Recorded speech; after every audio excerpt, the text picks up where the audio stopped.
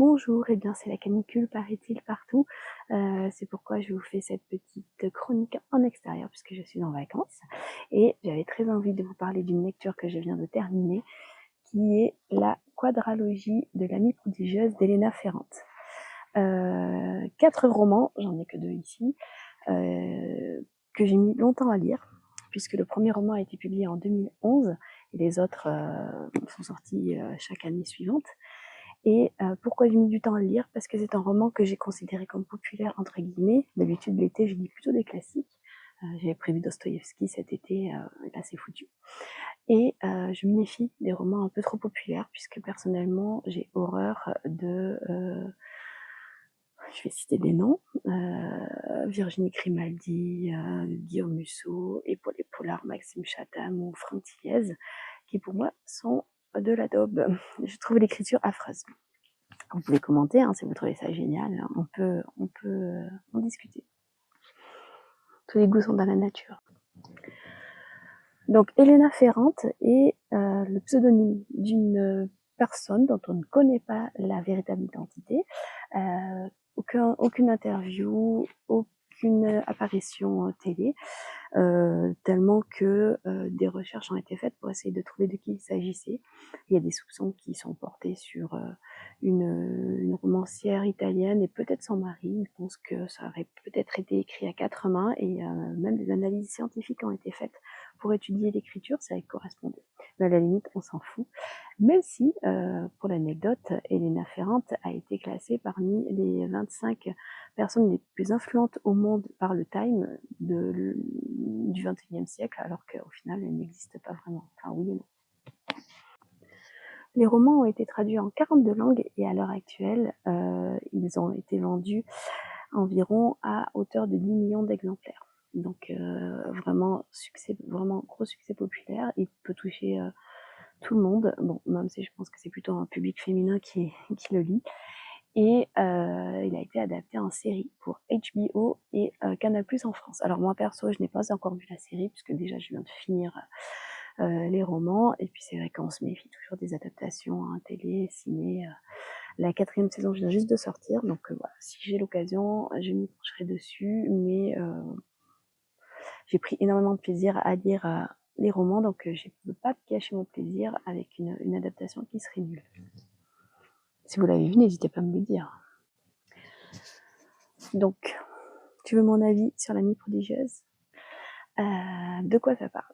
En fait, le roman va débuter en 1950 et va suivre le destin de 2 femmes, amies dans l'enfance, jusqu'à nos jours, non, un petit peu avant, j'extrapole, 2011, puisque le premier roman est sorti en 2011.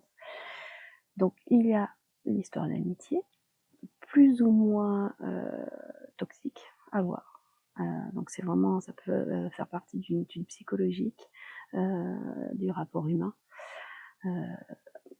et également une vraie étude sociologique, puisque on va découvrir non seulement l'évolution de la société des années 50 en Italie, où le patriarcat règne vraiment,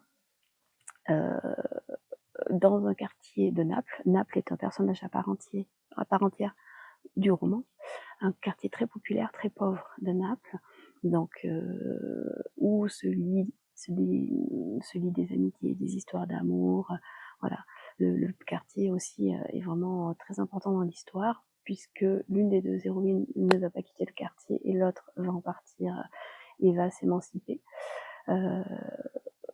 Alors se pose la question de la culture, puisque l'une des 2 va suivre des études, l'autre non. Est-ce que c'est ce qui va permettre à cette femme-là de connaître le bonheur et sera-t-elle plus heureuse que l'autre qui va rester dans son quartier toute sa vie? Donc voilà un roman que je conseille, enfin un roman, 4 romans. Donc le premier va décrire l'enfance et l'adolescence des 2 héroïnes qui s'appellent Elena Greco, surnommée Lénou, oui j'ai pris des notes cette fois-ci, et Raffaella Cerullo, surnommée Lila. Et puis au fur et à mesure des romans, elles vont grandir, vieillir, et leur histoire va évoluer. On lit ça à la fois comme presque une critique sociétale, enfin une étude sociétale, une étude psychologique de la place de la femme, comme je l'ai dit, dans la société. Les événements historiques sont également intégrés à l'histoire. Le tremblement de terre de Naples, le 11 septembre, tous les éléments politiques, mai 68, l'introduction de la drogue plus facilement dans les mœurs, voilà, tous ces faits-là, la violence en Italie, la violence à Naples, vraiment la ville de Naples est vraiment très très importante dans le film, ça donne envie, dans le film, non, dans le roman, ça donne envie d'aller la visiter. Moi qui ai du sang italien et qui adore l'Italie, ça me donne envie d'aller vivre en Italie d'ailleurs, pas forcément à Naples ni dans ce quartier-là, mais et puis on vibre aussi avec leurs histoires d'amour, des séparations, enfin, tout ce qui fait la vie d'une femme au XXe siècle et au XXIe siècle. Le roman a aussi une certaine portée historique, dans le sens où il va suivre aussi l'évolution politique. Dans les années 50, ça parle de communisme comme si c'était le mal absolu. L'Italie va ensuite basculer dans le socialisme avant de plutôt verser vers l'extrême droite. Ça parle également de cette ouverture vers le monde, de l'évolution technologique, de l'ascension sociale, du fait qu'on va... Enfin, est-ce que nos racines sont si importantes que ça? Est-ce qu'elles le sont autant pour tout le monde? Il y a une grosse partie féministe du fait de cette émancipation des femmes, du fait de sortir du giron de la famille, de se sentir indépendante des hommes, et puis un personnage masculin très toxique, très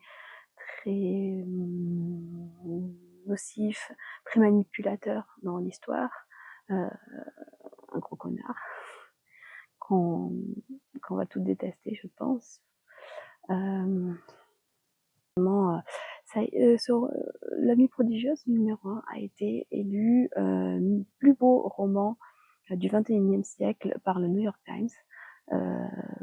Donc voilà, comme je vous dis, moi j'ai mis très longtemps à le lire parce que j'avais peur de pas aimer, et vraiment j'ai lu les 4 tomes qui sont quand même assez épais en un peu plus d'un mois, peut-être 2 mois, je sais plus exactement, mais tout en travaillant et en ayant des activités annexes, c'est-à-dire que je les transportais dans les transports en commun, au boulot, enfin voilà, dès que je pouvais lire, je lisais tellement que j'étais accro. Je crois que les personnages vont vraiment me manquer aujourd'hui. Et puis voilà, je vous conseille en lecture d'été, bien que l'été soit bientôt fini.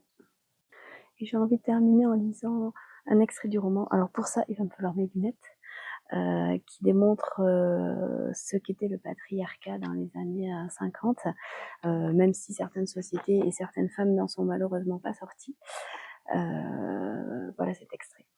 Depuis l'enfance, nous avions vu nos pères frapper nos mères. Nous avions grandi en pensant qu'un étranger ne devait même pas nous effleurer, alors qu'un parent, un fiancé ou un mari pouvait nous donner des claques quand il le voulait, par amour, pour nous éduquer ou nous rééduquer. Voilà l'idée que se faisaient les femmes du rapport aux hommes à l'époque. Alors, malheureusement, comme je dis, je vais faire une petite parenthèse féministe, certains hommes pensent encore qu'ils doivent éduquer leurs femmes. Il y a encore du chemin à faire, mais voilà, la société a quand même bien évolué. Bonne fin de journée, bonnes vacances si vous êtes en vacances, et sinon, si vous êtes au boulot, pas de chance. Et j'aimerais terminer en vous lisant. Et j'ai envie de terminer en vous lisant.